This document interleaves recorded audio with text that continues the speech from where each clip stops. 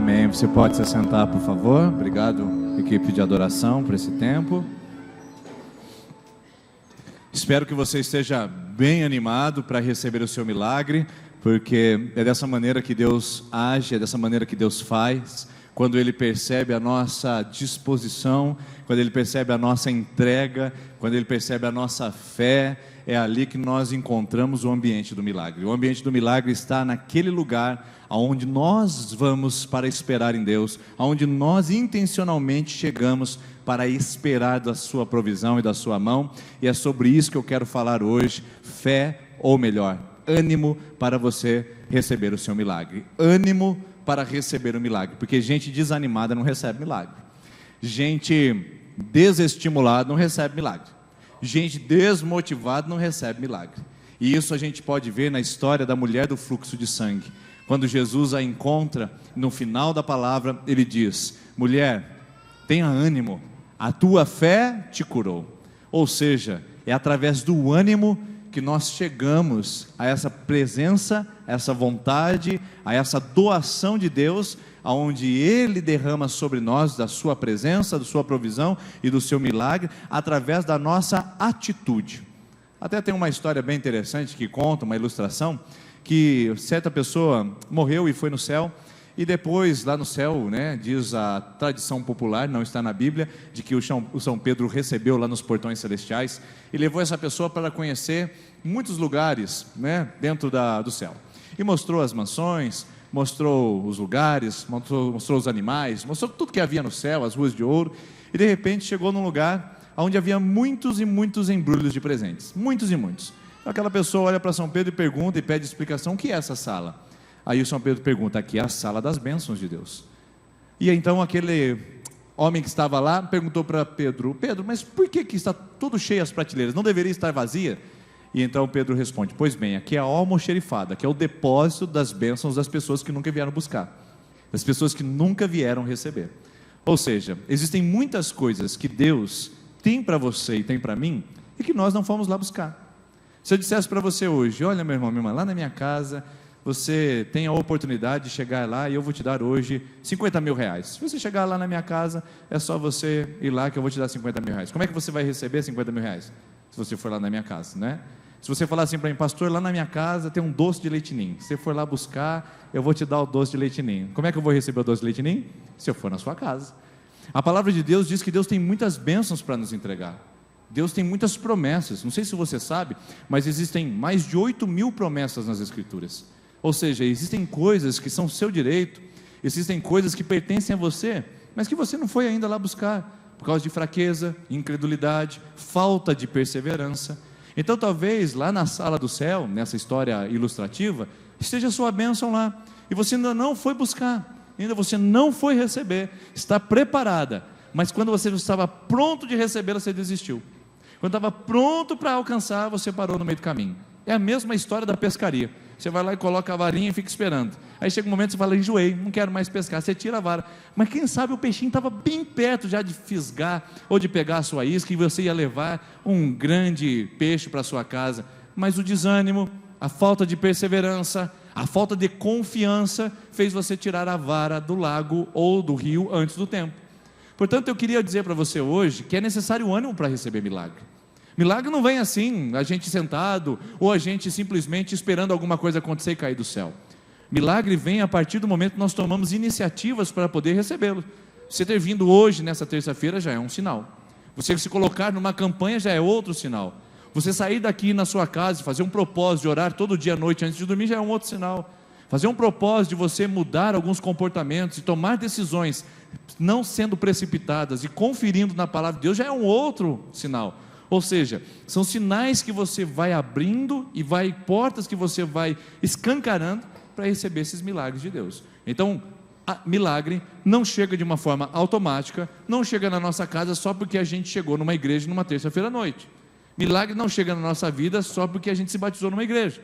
E milagre não chega na nossa vida só porque a gente faz parte de uma comunidade de fé. É necessário iniciativa, ânimo para ir buscar aquele presente, aquela bênção de Deus, ânimo para manter a vara no rio, ânimo para continuar esperando e confiando de que Deus vai responder. Então eu convido você a conhecer a história da mulher do fluxo de sangue, que está registrada em Lucas capítulo 8, da seguinte maneira: quando Jesus voltou, ele recebeu uma multidão, pois todos já o esperavam. Então um homem chamado Jairo, grave bem esse nome, Jairo, dirigente da sinagoga, veio e prostou-se aos pés de Jesus, implorando-lhe que fosse à sua casa, porque sua única filha, de cerca de 12 anos, estava morta. Então estando Jesus a caminho, a multidão o apertava. Então Jesus estava indo para a casa do Jairo, que era o chefe da sinagoga, o dirigente.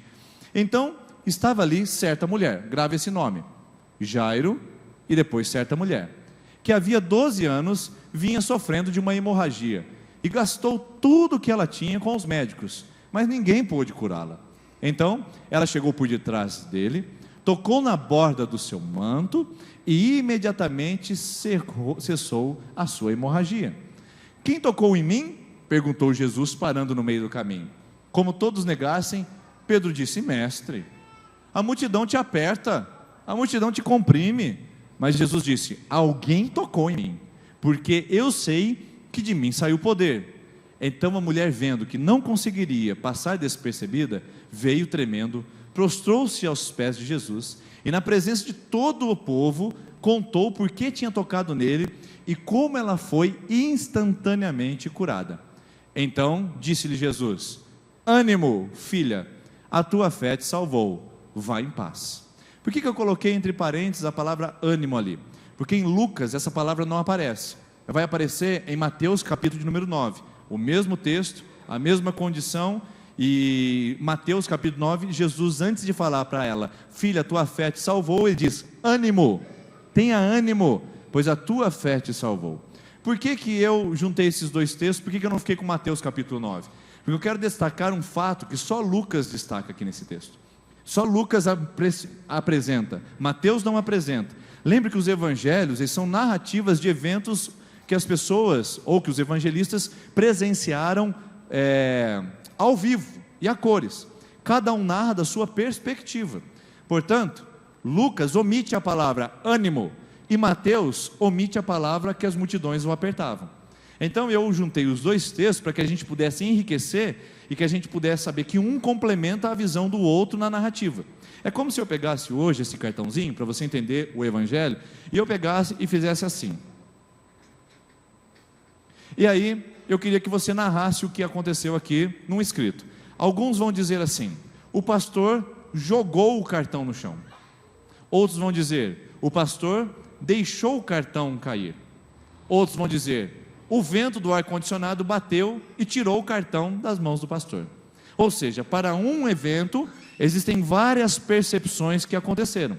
Assim são os evangelhos. O fato é que uma mulher foi curada e Jesus liberou uma palavra sobre ela. Lucas diz que essa mulher foi curada no meio de uma multidão que estava apertando. Mateus diz que essa multidão não apertava, porém Jesus falou a palavra para ela dizendo: ânimo, filha, pois a tua fé te curou. Então, para você entender isso hoje, porque talvez você consulte a sua Bíblia e não ache a palavra ânimo e vai achar que a gente está falando uma inverdade aqui, eu estou esclarecendo para você. Essa palavra é fundamental, porque a nossa série de mensagens tenha ânimo, e Jesus falou que o milagre dessa mulher chegou a partir do ânimo que ela teve de buscar e de encontrar o seu milagre na pessoa de Jesus. Agora eu queria mostrar para você um contraste intencional que Lucas apresenta nesse texto. Ele coloca duas pessoas lado a lado. Ele coloca Jairo e uma mulher.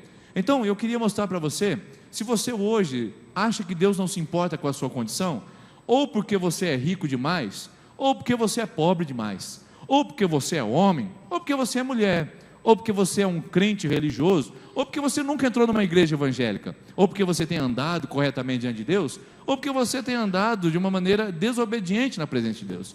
Se você acha que Deus não se importa com você, que está oscilando nesses dois extremos, eu quero mostrar para você esse texto aqui. Esse texto é riquíssimo, ele apresenta duas condições ao mesmo tempo: Jairo e a mulher do fluxo de sangue. Então no primeiro lado nós temos o homem, do outro, mulher. Então você acha que Deus não se importa com você, mulher? Que Deus atenta para a oração do homem? Ou você, homem, acha que a sua oração não tem poder, mas que a oração da sua esposa, ou é para a mulher que Deus está olhando porque ela é mais frágil? Bom, olha só o contexto desse texto. Jairo tinha um nome, ele é chamado pelo nome. Agora olha que interessante, a mulher era anônima, Nenhum dos evangelhos registra o nome dela. Não se sabe se era Maria, se era Marta, se era Felisbina. A gente não sabe o nome dela. O fato é que essa mulher era anônima para a sociedade. E ninguém sequer se preocupou em perguntar o nome dela quando a cura aconteceu. Sabia disso? Por quê? Porque ela fazia parte de uma camada social totalmente marginalizada e segregada. Não fazia parte do enredo perguntar nome de pessoas que eram consideradas margem da sociedade. Lembra do cego Bartimeu? Qual era o nome dele? Nenhum. Ele era chamado pelo nome do pai dele. Você já ouviu isso aqui numa terça-feira anterior. Então eu quero mostrar para você que Deus se importa com pessoas que têm nome e pessoas que não têm nome. Talvez você chegou aqui essa noite dizendo: eu não tenho nem nome mais, pastor. Meu nome está no SPC, no Serasa. O meu nome está no Serviço de Proteção de Crédito, ao Crédito. O meu nome está sujo, eu não tenho nem nome mais, pastor. Ou meu nome foi para os quiabos, como a gente costuma dizer, porque eu te fiz uma coisa no meu passado e o meu nome foi manchado aqui na cidade. Eu não tenho nem nome mais, pastor. As pessoas me chamam pelo meu apelido, me chamam pelo meu passado, me chamam pelo meu estilo de vida que eu tive anteriormente. Eu não tenho nome. Ou talvez você esteja aqui dizendo: não, eu tenho nome. Sou conhecido pela família fulano de tal. Sou um dos netos dos fundadores dessa cidade. Faço parte de uma família dona de muitas posses, de muitas fazendas na região de Sertanópolis. Se você acha que Deus não se importa com você, que tem nome, ou se você acha que Deus não se importa com você, que não tem nome, esse texto é para nós dois. Esse texto é para todos nós aqui. E olha o que esse texto diz. Diz que um é líder religioso. Lucas faz questão de registrar que Jairo é o chefe da sinagoga. Sabe o que é a sinagoga? É o templo judeu do tempo de Jesus. Cada um tinha a responsabilidade de conduzir uma sinagoga. Vamos traduzir num termo melhor para a gente hoje? O líder religioso, ou o chefe da sinagoga, era o pastor da época do culto judeu, religioso judeu. Então nós estamos falando de um homem religioso, um homem que tem direitos e prerrogativas, porque ele faz parte do sistema de ritual, cerimonial, relacionado a Deus. E essa mulher era excluída da religião. Por quê? Ela tinha fluxo de sangue. E Levítico diz que nenhuma mulher, nos dias menstruais, ela poderia entrar no templo de Deus. Sabia disso? A mulher era considerada impura o período que ela mantinha-se no seu ciclo menstrual. Essa mulher tinha um ciclo menstrual de 12 anos consecutivos. 12 anos sem poder sair em público, porque qualquer que a tocasse, simplesmente era considerado imundo. O seu marido, se é que ela tinha marido, não podia lhe tocar. Sua família não podia lhe tocar. Ela não podia sair em público e tocar qualquer pessoa, porque ela era considerada imunda por causa do ciclo constante e contínuo da sua menstruação. Essa mulher não podia pisar no templo. E você hoje aqui, que se sente indigna, se sente indigno de estar aqui, acha que Deus não está nem aí para a sua oração, acha que Deus não se importa com você, acha que Deus ouve a oração de um pastor, ouve a oração de um membro de uma igreja, de uma pessoa que está andando na presença de Deus, de uma pessoa que está andando certinho, uma pessoa que já é religiosa ou batizada na igreja. Você acha que Deus se importa só com ele? Calma aí que eu vou te explicar. E você, que tem andado na religião, tem andado dentro do templo, tem andado na palavra, e você, o que você acha? Acha que também não tem condições de Deus te ouvir e de te aceitar? Tem mais coisas aqui. Por outra coisa, aquele homem era rico. Jairo era o chefe da sinagoga porque ele era o mantenedor financeiro da sinagoga. Ele que sustentava a obra. Naquela época não era o líder que recebia salário da obra, mas ele mesmo sustentava a obra. E quem era a mulher? A mulher era pobre. Porque a Bíblia fala que ela gastou todos os seus recursos. Ela gastou todo o seu dinheiro. Ela não tinha mais nada. Ela vivia talvez do Bolsa Família, talvez vivesse de recursos de ajudas familiares, talvez de cesta básica de uma igreja local, mas essa mulher não tinha recursos. E aí? Você acha que porque você é rico Deus não te atende? Você acha que porque é rico não precisa ir na igreja? Você acha que porque você é rico não precisa de Deus? Porque você tem patrimônio, tem dinheiro, tem poupança, tem crédito, então você acha que você não precisa de Deus? E você que é pobre? Você que não tem recursos financeiros? Você que está desempregado? Você que está devendo na praça, você que não tem situações para sustentar a sua família. E você? Acha que você também não precisa de Deus? Ou você acha que Deus não se importa com você? Deus tem uma palavra para você essa noite aqui. Esse homem faz um pedido público. Por quê? Porque ele era autoridade. A autoridade pode falar em público. A autoridade pode falar na condição que ele está. Agora, a mulher não podia falar em público. Ela tinha que sair em secreto. Por quê? Porque para tocar Jesus, ela tinha que se expor publicamente, e o fato dela tocar em Jesus tornaria Jesus imundo, contaminado. Público, secreto. Olha lá, o Jairo tinha uma filha de 12 anos, e essa mulher estava doente há 12 anos, está vendo? Não é mera coincidência, é uma construção. O Jairo tinha uma única filha, essa mulher nem filha podia ter por causa do seu útero.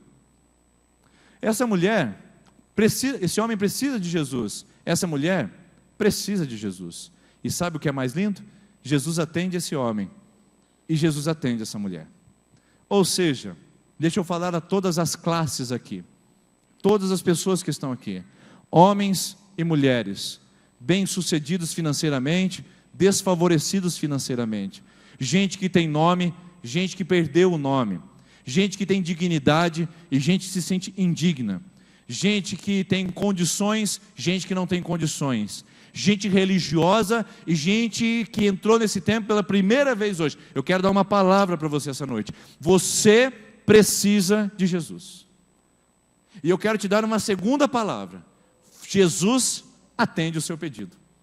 Essas duas coisas se apresentam aqui. Um homem principal da sinagoga precisa de Jesus. Uma mulher empobrecida, enferma, precisa de Jesus. O fato é que os dois precisam de Jesus.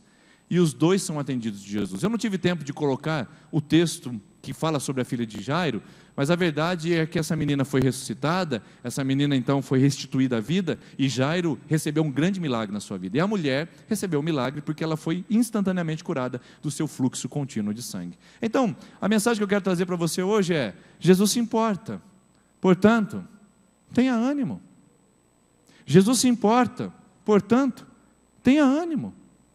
Ele sabe quem você é, Ele conhece os detalhes da sua estrutura, Ele se importa com você, Ele sabe que você não tem conseguido dormir, Ele sabe que você tem se sentido totalmente constrangida por causa da falta de crédito, Ele sabe porque você tem se sentido totalmente solitário, porque a sua família te abandonou, Ele sabe que você tem se sentido inquieta, insegura, ansiosa, porque você não sabe como vai ser a vida daqui para frente sem o seu marido. Ele sabe que você está inseguro, inquieto por causa do que está acontecendo na empresa onde você trabalha.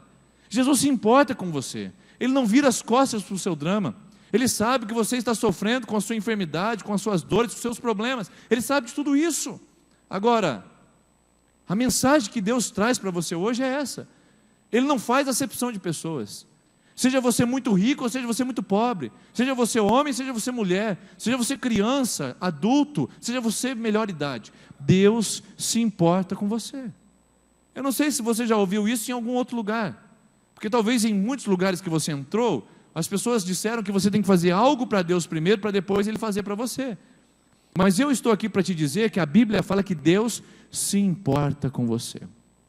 Deus conhece você, Ele não virou as costas para você. Deus não atende pessoas de maneira diferente porque aquela é melhor ou aquela é pior.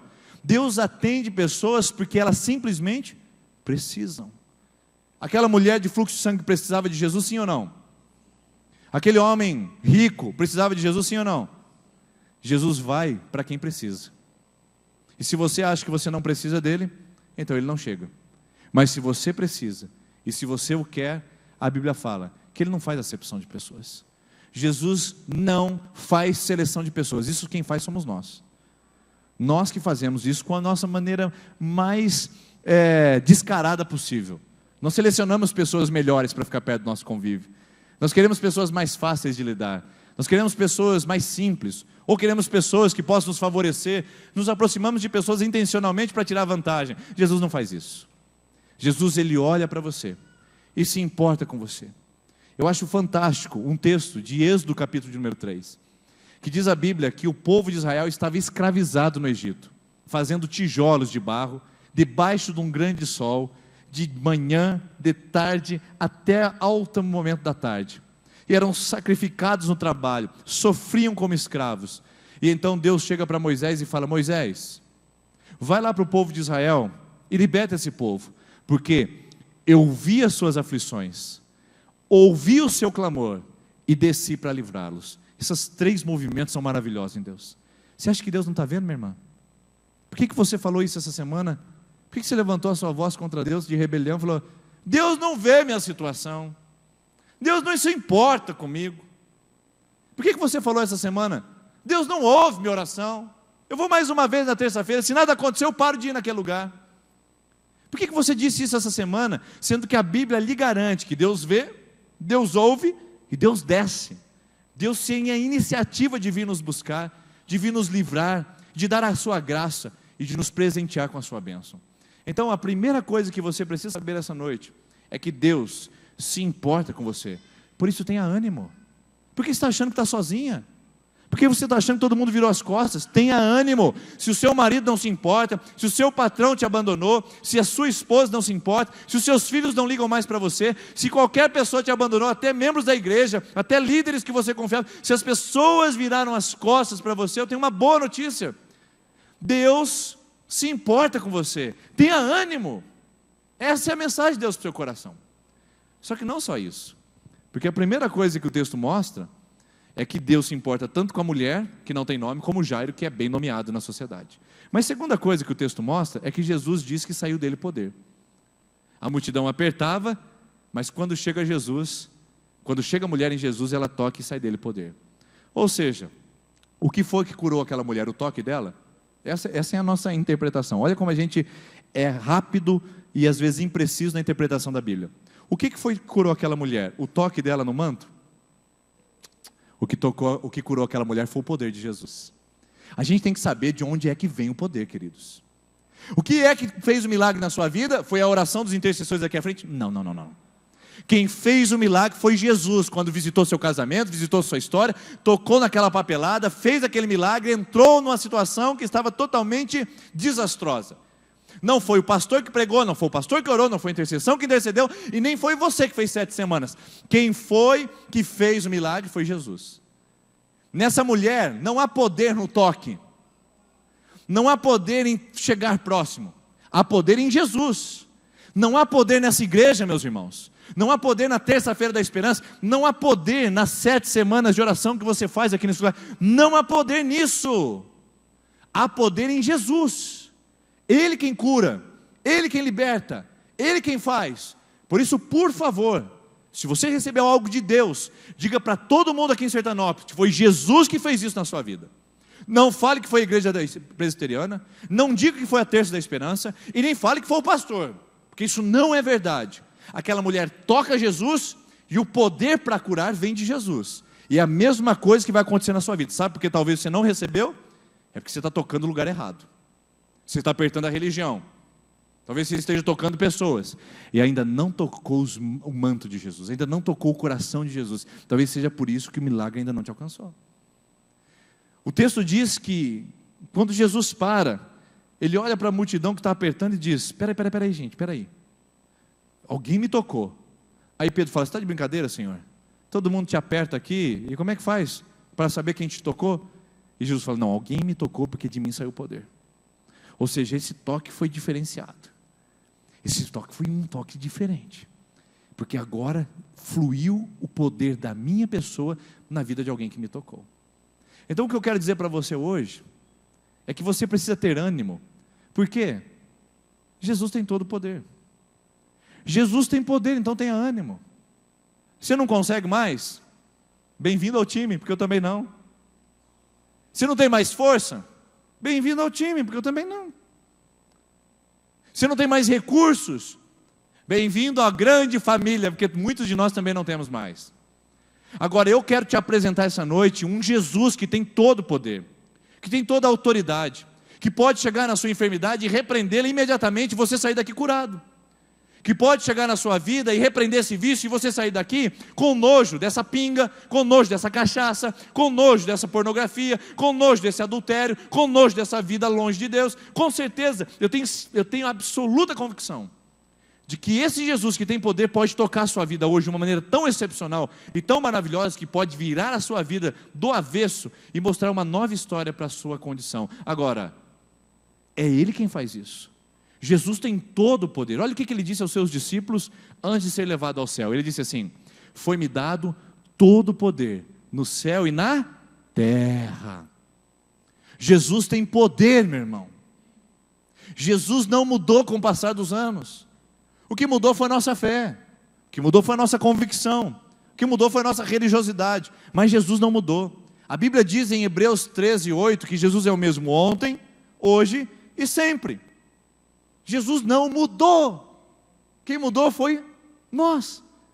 Nós fizemos alteração no nosso sistema de crenças, no nosso sistema de valores, no nosso sistema de fé. Nós mudamos isso. Hoje as pessoas, infelizmente, não têm mais fé em Jesus, elas têm fé na fé.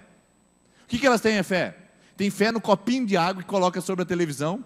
Se bem que não dá mais para colocar na televisão, as televisões são fininhas agora, de plasma, né? Mas coloca do lado. Eu ia falar em cima do rádio, mas não existe mais rádio hoje também, né? Já acabou. Então, as pessoas têm fé na fé. Fé no copinho, não é em Jesus, mas no copinho. Na toalhinha que passa na testa. Fé no dízimo que vai entregar na igreja, depois vai vir 2 vezes mais. Isso não é fé em Cristo. Fé no irmão que está aqui à frente, que vai colocar a mão e vai fazer um milagre, e vai operar uma palavra poderosa de cura. Isso não é fé em Cristo, isso é fé na fé, e fé na fé não opera, fé na fé não se realiza, fé na fé não se opera. Então, o que eu preciso que você entenda hoje, é que Jesus cura, Jesus faz porque é Ele que tem todo o poder. E sabe o que acontece? Está com medo do diabo? Está com medo do inimigo? A Bíblia diz que Ele tem todo o poder. O diabo luta na mesma direção nossa, mas não consegue lutar na mesma direção de Deus. Você acha que Deus está em queda de braço com o diabo lá, vendo quem é mais forte? Que nada, irmãos. Jesus tem todo o poder. O diabo tem poder, mas quem tem poder é Jesus. Ou melhor, quem tem todo o poder é Jesus. Por isso, não fique com medo não. Tome sua posição. Repreenda o inimigo na sua vida. Essa gritaria que não acaba na sua casa, chega na autoridade do Espírito Santo e fala: em nome de Jesus, eu repreendo toda a gritaria na minha casa. Esse espírito de falência que continua tomando a sua vida, chega na sua casa e determina sobre a sua casa, dizendo: em nome de Jesus, a minha casa tem bênção, tem prosperidade, tem abundância de Cristo.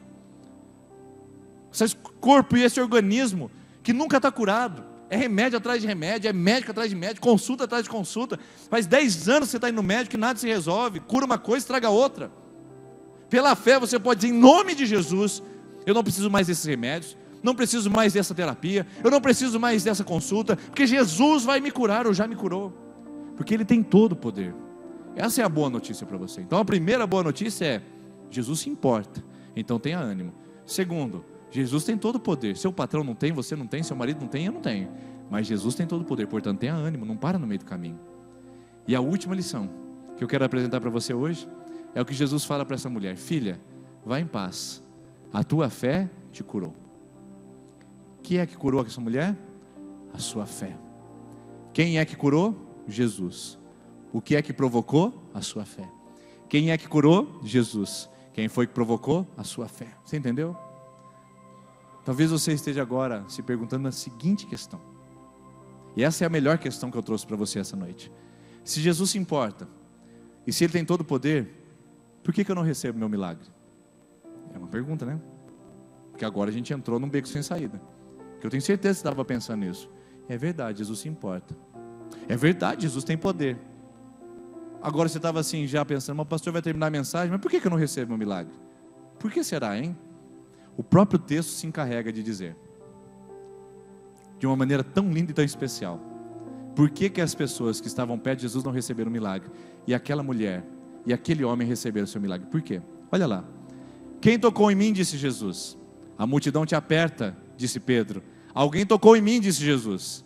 Há uma briga de quem tocou, quem aperta, quem toca, quem aperta. A questão de você não receber o milagre na sua vida, a questão de Jesus ter todo o poder e se importar com você, e ainda assim você estar sem seu milagre, sabe o que é?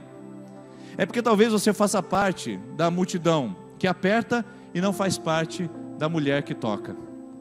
Talvez você faça parte da multidão que aperta e não faz parte da mulher que toca. Simples assim. Deixa eu perguntar uma coisa para você. Você acha que aquela multidão que comprimia Jesus, que apertava Jesus, você acha que eles precisavam de milagre, sim ou não? Claro. Por que você acha que eles estavam ali? Eu acho que tinha um ceguinho lá apertando, tinha outro lá, coxo pulando lá e apertando, tinha um outro lá com problema financeiro apertando, tinha um outro lá com problema conjugal apertando, tinha um monte de gente apertando: mestre, mestre, mestre, mestre, me veja aqui. A multidão apertava, mas aquela mulher vem por trás e só toca, nem no corpo dele, só no manto, só na orla da veste, um toquinho. Jesus para e fala: alguém me tocou. Sabe por que você ainda não recebeu o seu milagre? E agora eu quero trazer isso para a nossa responsabilidade pessoal. É porque talvez você esteja apertando Jesus. Talvez a sua busca seja puramente interesseira. Talvez as suas vindas na terça-feira seja somente para Jesus resolver o seu problema e depois você nunca mais o vê-lo. Talvez a sua busca por Deus seja simplesmente para Ele dar mais dinheiro para você e depois, bye bye. Talvez a sua busca por Deus seja apenas para o seu casamento ser restaurado e depois, nunca mais encontrá-lo. Talvez você queira um Deus de gaveta, que quando você precisa, você tira e o usa, e quando você não precisa, você guarda e tranca. Talvez você esteja apertando Deus nessas terças-feiras, ou nessa igreja. Então eu gostaria de te alertar e de te lembrar, de que no meio da multidão que apertava Jesus, só uma recebeu o milagre, que foi a que tocou. E eu convido você essa noite a tocar pela fé. A tocar. E pastor, como é que a gente toca Jesus? Muito simples, porque o texto apresenta. O toque daquela mulher foi diferente da multidão, porque aquela mulher primeiro expressou coragem. Irmão, tem que ter coragem para tocar Jesus, sabia disso? Porque aquela mulher, ao sair de casa, se ela fosse pega em público e tocando o mestre, sabe o que aconteceria com ela? Sabe o que aconteceria? Ela seria apedrejada em público. Aquela mulher sai com coragem, com ousadia, porque ela sabe que o seu milagre estava lá, e ela não estava se importando mais com a sua vida, porque o seu milagre estava em Jesus. Tem que ter coragem, meu irmão, para dar um jeito na sua vida, para mudar a sua história, para sair dessa apatia, dessa vitimização, para sair desse pecado, para sair desse lamaçal. Tem que ter coragem para receber o milagre. Tem que ter coragem para bater no peito e falar assim: eu não quero mais essas porcarias, eu não quero mais viver longe de Deus, eu não quero mais viver sem a fé. Tem que ter coragem. Que gente sem coragem, gente medrosa, gente tímida, que infelizmente não consegue acessar a orla do manto. Fica em casa, fica com medo, para no meio do caminho, perde a perseverança, para de buscar, para de se entregar. Então, eu quero perguntar para você: você tem coragem para seguir esse Jesus? Para abrir mão daquelas coisas que você julga que são imprescindíveis na sua vida, e que você tem segurado como ídolos pessoais? Você tem coragem para abrir mão e falar: eu estou exposta a Jesus, o que vier que acontecer, se a minha família se virar contra mim, se eles falarem que se eu pisar naquela igreja eu não sou mais herdeiro da família, eu não estou nem aí, porque eu quero é Jesus na minha vida. Está disposto? Está disposto a abandonar a amante? Está disposto a abandonar as redes sociais, onde fica fazendo conversa fiada com outras pessoas ou com outros homens? Está disposto a abandonar a vida de mentira, de engano, traindo, inventando história, fazendo ladainha? Está disposto a abandonar a vida de estelionatário, mentindo, comprando sem poder pagar? Está disposto a andar com coragem em Jesus? Porque é isso que Ele vai pedir para você. Está disposto a arriscar sua vida por mim? Está disposto a abandonar a tradição religiosa, abandonar o seu passado, abandonar a sua história? Está disposto? Está disposto? Porque, irmãos, a gente vê isso o tempo todo. Gente que quer o milagre, mas não quer o compromisso.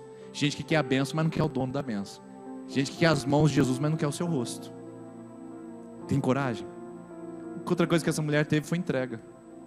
Se por um lado ela tem coragem para ir até Jesus, do outro lado ela tem entrega. Quando ela toca na orla do manto, é o seu último suspiro, é o seu último recurso. A Bíblia fala que ela tinha gastado tudo com os médicos, indo de mal a pior. Eu quero perguntar para você se você ainda tem se restringido ou se resguardado na entrega a Jesus. Tem tanta coisa para você corrigir na sua vida, tanta coisa para você refazer na sua vida, mas eu quero perguntar para você: você tem se entregado a Ele verdadeiramente?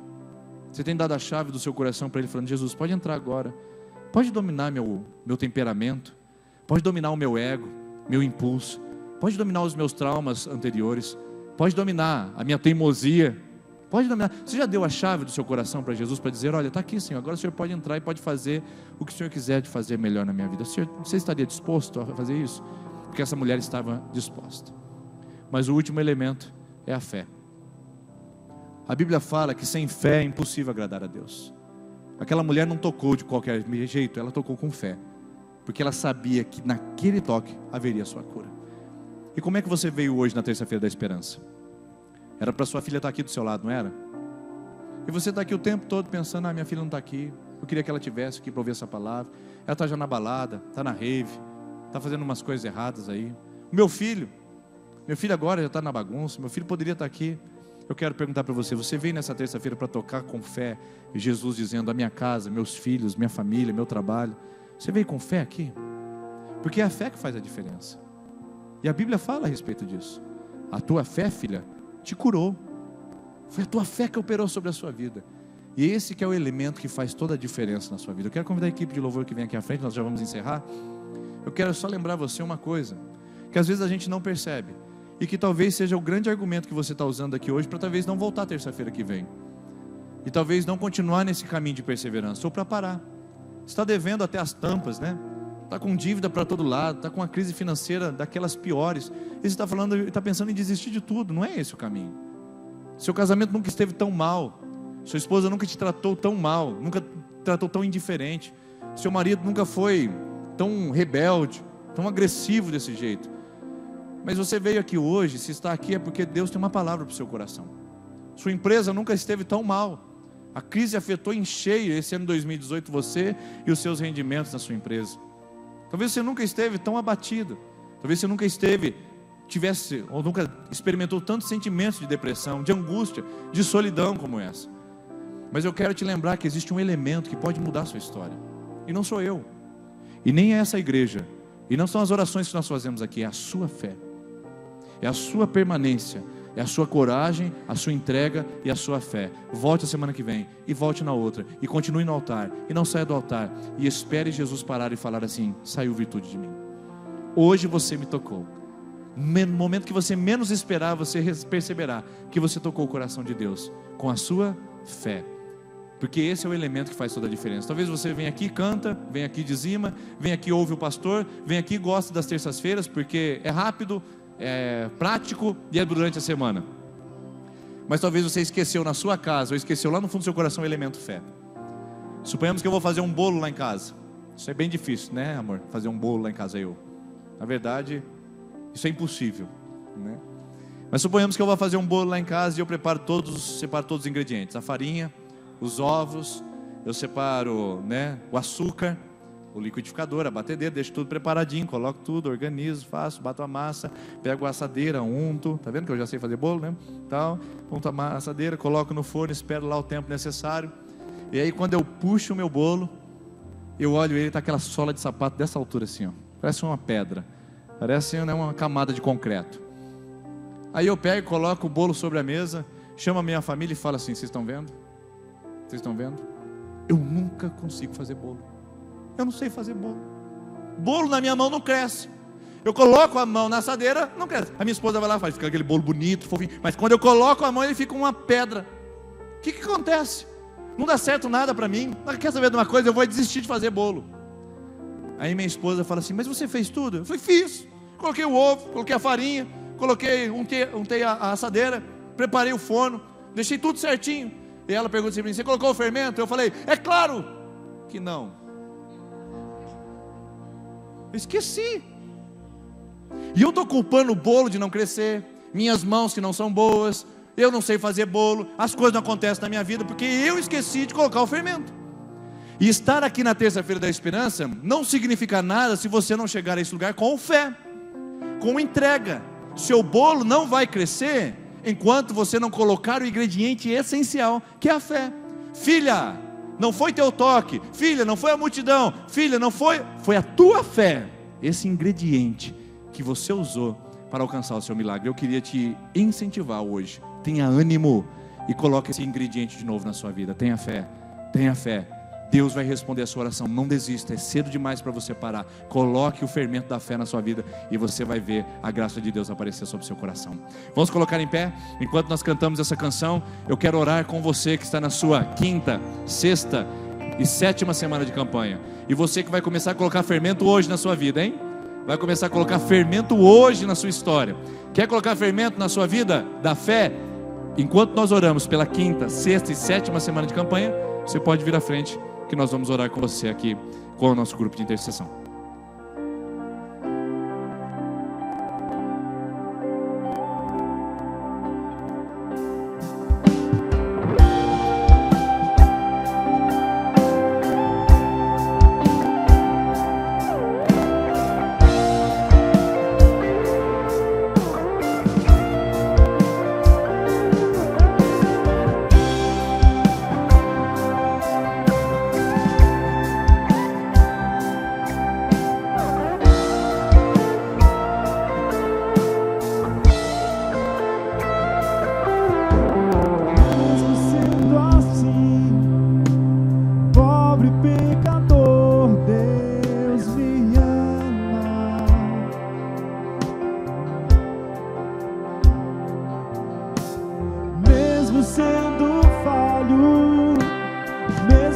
merecer, Deus me ama.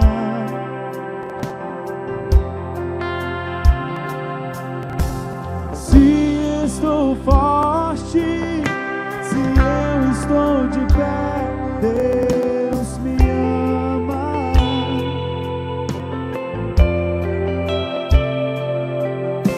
Se estou fraco, se eu estou caído, Ele não deixa de me amar. Sem o teu amor, sem o teu perdão, o que seria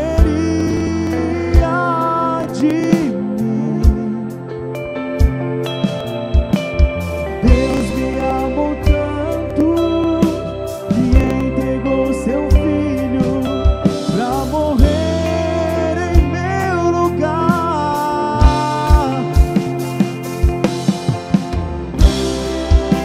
Deus me ama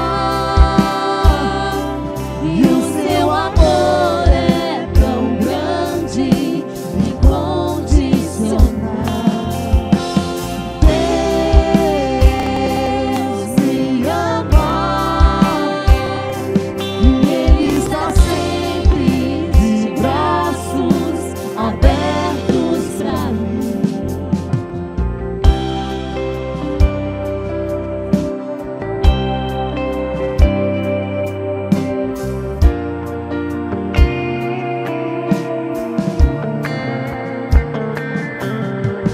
Mesmo sendo assim, pobre pecador, Deus me ama.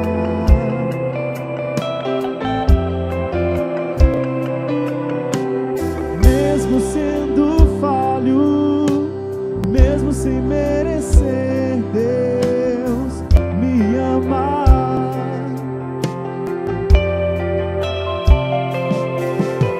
Se estou forte, se eu estou de pé, Deus me ama.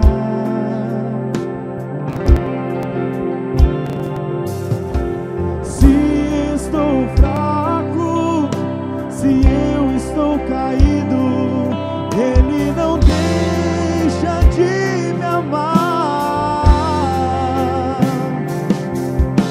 Sem o teu amor, sem o teu perdão, o que seria de mim? Deus me amou tanto que entregou seu filho pra morrer. Ele se em meu importa. lugar. Ele se importa com você e Ele diz isso. Deus me ama. Eu te amo, meu filho, minha filha, eu te amo. Seu amor é tão grande, Para todos que aqui estão, todas as classes, todos os gêneros, todas as pessoas, todas as condições, Ele ama a todos. e Ele está sempre de braços abertos pra mim. Senhor Jesus, nós vamos embora desse lugar, mas nós não vamos embora da sua presença que vai nos acompanhar. E a Deus traga ânimo ao nosso coração e a fé que precisamos para tocar o Senhor e deixar de apertá-lo pelos nossos interesses, pela nossa curiosidade, pela nossa superficialidade. Que o nosso toque seja o toque que traga o milagre sobre a nossa família, sobre o nosso casamento, sobre nossos filhos, sobre o nosso trabalho, sobre o nosso organismo. O toque que cura o nosso emocional. Que o nosso toque em teu coração traga sobre nós os milagres que estamos esperando em ti, em nome de Jesus. Amém. Deus abençoe. Boa semana aí. Continue tendo ânimo. Cumprimente essa pessoa que está perto de você. Diga para ela: tenha ânimo. Deus abençoe. Te vejo terça-feira.